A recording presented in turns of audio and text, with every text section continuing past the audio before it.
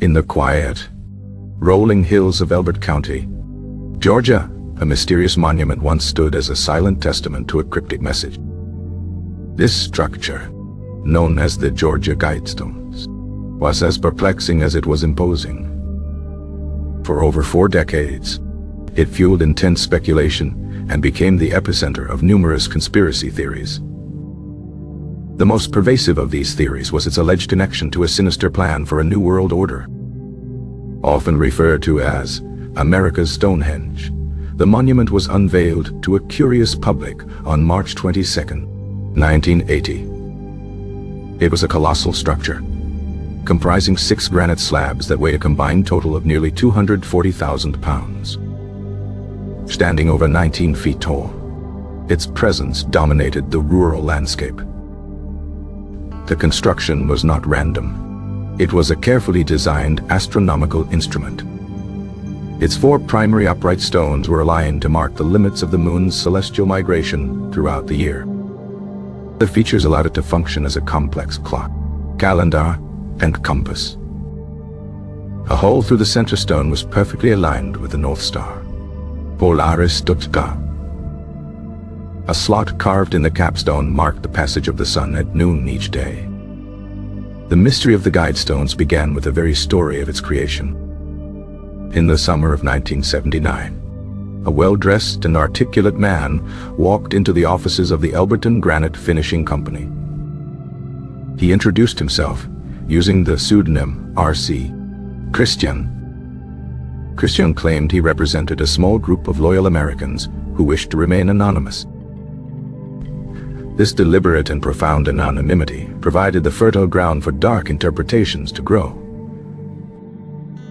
The true purpose of the monument, he explained, was to transmit a message to future generations. At the heart of the controversy were the 10 guides carved into the monument's massive faces. These inscriptions were presented in 8 of the world's most prominent modern languages. The languages included English, Spanish, Swahili, Hindi, Hebrew, Arabic, traditional Chinese, and Russian. A shorter message was also inscribed on the capstone in 4 ancient scripts. These ancient languages were Babylonian cuneiform, Classical Greek, Sanskrit, and Egyptian hieroglyphs. The capstone's message read, "Let these be guidestones to an age of reason." The 10 guidelines themselves were intended to instruct the survivors of a great impending catastrophe. It was the very first of these guidelines that immediately sparked outrage and fear. It called to maintain humanity under 500 million in perpetual balance with nature. To many observers, this was not a guide, but a direct call for mass depopulation.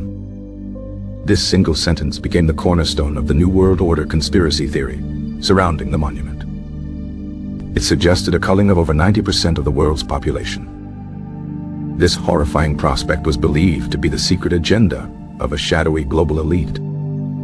The second guideline only intensified these fears. It advised to guide reproduction wisely, improving fitness and diversity. Critics immediately decried this as a clear and unapologetic endorsement of eugenics. The phrase conjured dark historical memories of selective breeding programs and racial purity ideologies. Together, the first 2 principles painted a grim picture of a future controlled by a ruthless, calculating authority. The third guideline was to unite humanity with a living new language. While seemingly benign, some saw this as an attempt to erase cultural and linguistic heritage. The fourth guide was to rule passion, faith, tradition, and all things with tempered reason. This was interpreted by many religious groups as a direct assault on faith itself. It seemed to promote a cold, sterile world devoid of spiritual conviction. Fifth principle was to protect people and nations with fair laws and just courts. Sixth, advised to let all nations rule, internally resolving external disputes in a world court. individuals. This mention of a world court was seen as further evidence of a plan for a one-world government. It directly threatened the concept of national sovereignty. The seventh guideline was to avoid petty laws and useless officials. The eighth was to balance personal rights with social duties. The ninth principle was to prize truth, beauty, love, seeking harmony with the infinite. This seemingly spiritual guidance was viewed with suspicion by those who saw the monument as satanic. The final, and perhaps most poetic, guideline was, be not a cancer on the earth, leave room for nature. This was repeated twice for emphasis. These 10 guides, taken together, became a manifesto for conspiracy theorists. Prominent figures like Alex Jones amplified these fears to a massive audience.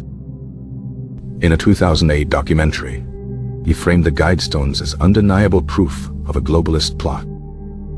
The internet allowed these theories to spread like wildfire, reaching every corner of the globe.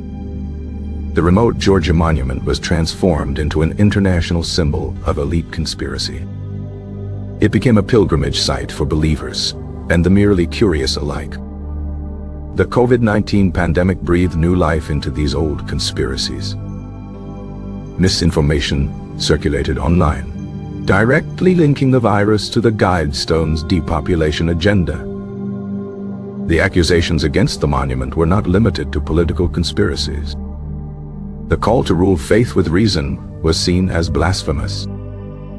The monument's astronomical alignments and resemblance to ancient pagan sites fueled these accusations. Some claimed it was a site for sun worship, cult rituals, and devil worship. Even at the 1980 unveiling ceremony, a local minister proclaimed the monument's evil intent. This narrative gained political traction decades later. Candace Taylor, a 2022 Georgia gubernatorial candidate, made its destruction a campaign promise. She referred to the Guidestones as a satanic monument and vowed to tear it down. Meanwhile, the identity of R.C. Christian remained the most tantalizing piece of the puzzle. The president of the granite company, Joe Fendley, was one of the few who met him. Fendley said Christian was concerned about nuclear war and the preservation of humanity. The local banker who handled the financial arrangements, Wyatt Martin, was the other. Martin swore an oath of absolute secrecy regarding Christian's true identity. He claimed he would take that secret to his grave, and he did. This impenetrable veil of secrecy only deepened the mystery and fueled more speculation. Some speculated that R.C. Christian was a high-ranking member of a Luciferian secret society. The name itself was thought to be a reference to Christian Rosenkreuz, the legendary founder of the Rosicrucians. A documentary titled Dark Clouds Over Elberton claimed to investigate the man's identity. More recently, a compelling theory suggested he was Herbert H. Gersten, an Iowa physician. Gersten was a known advocate for population control and had expressed admiration for eugenicist ideas. He also had a documented interest in the Rosicrucian order. Over its 4-decade lifespan, the Georgia Guidestones were a target for repeated vandalism. In 2008 and again in 2014, the monument was defaced with polyurethane paint and graffiti. Phrases like, "I am Isis, goddess of love and death to the New World Order," were scrawled on the stones. These incidents prompted the installation of security cameras to monitor the site. However, the cameras would not be enough to prevent its ultimate demise. The escalating rhetoric and wild conspiracy theories finally culminated in an act of violence. In the pre-dawn darkness of July 6, 2022, a powerful explosion rocked the quiet countryside. An explosive device had been detonated at the base of the monument. One of the 4 massive vertical slabs was reduced to a pile of rubble. Capstone: which had rested atop the structure for 42 years, was severely damaged. Surveillance footage captured a vehicle speeding away from the scene shortly after the blast. Later that same day, citing public safety concerns, authorities made a swift decision. Heavy machinery was brought in to demolish the remaining structure entirely. By the end of the day, the Georgia Guidestones were gone. The destruction of the monument was met with a spectrum of reactions.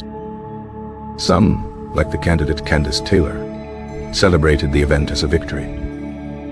Taylor suggested it might have been an act of God, a divine intervention. Conspiracy forums lit up with joy and speculation about the anonymous bomber. Many local residents, however, expressed sadness and loss. For them, the Guidestones were a unique tourist attraction and a testament to local craftsmanship. The mayor of Elberton initially expressed a desire to rebuild the monument.